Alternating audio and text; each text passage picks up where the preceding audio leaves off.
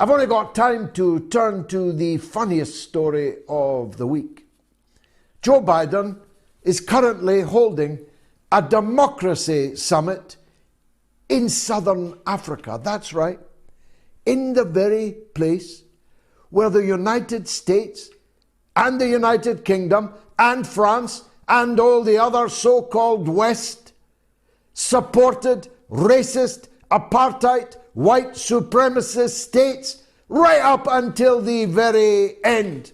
Margaret Thatcher, I was there, saw her lips move, called Nelson Mandela a common terrorist. The United States took Mandela off the terrorist list in 2008, in the 18th year of his presidency of the Republic of South Africa.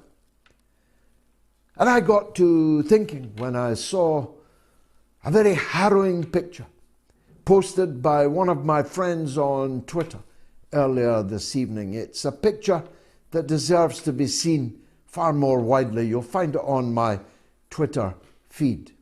It's a picture of the Congo's first Prime Minister, Patrice Lumumba, half naked, in shackles, being pushed down aircraft steps by a Belgian military officer after his overthrow in a coup organized and executed by Britain, Belgium, and the United States of America. The newly elected President Jack Kennedy knew nothing of this coup, and the CIA defied him, lied to him, and conducted this coup behind their new president's back. But it happened. The CIA, MI6, and the hated Belgian colonist government that was finally having to leave power took this fine man, probably the greatest of all African leaders, and murdered him. They then dismembered him. They then dissolved him in acid and sent one of his teeth back to Brussels for safekeeping, for DNA. It was only returned to the Congo last year. The West murdered Patrice Lumumba.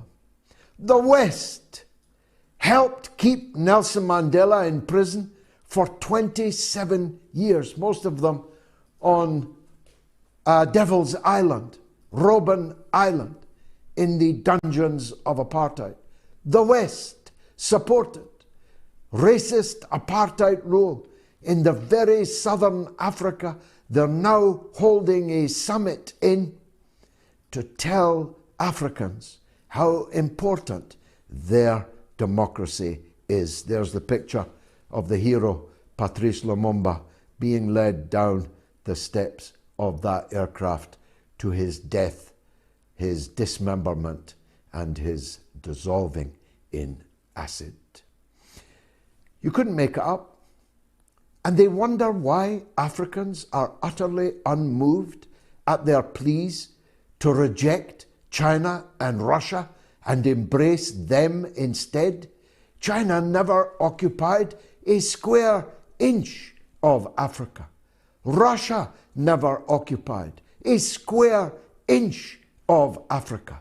As a matter of fact, when the West was supporting apartheid and white supremacist rule in southern Africa, it was the Russians who were arming, financing, and providing the diplomatic skeleton, backbone for the worldwide activities of the anti-apartheid movement, of the movement for liberation in southern Africa. I have many times spoken at the Patrice Lumumba University for the Friendship of the Peoples.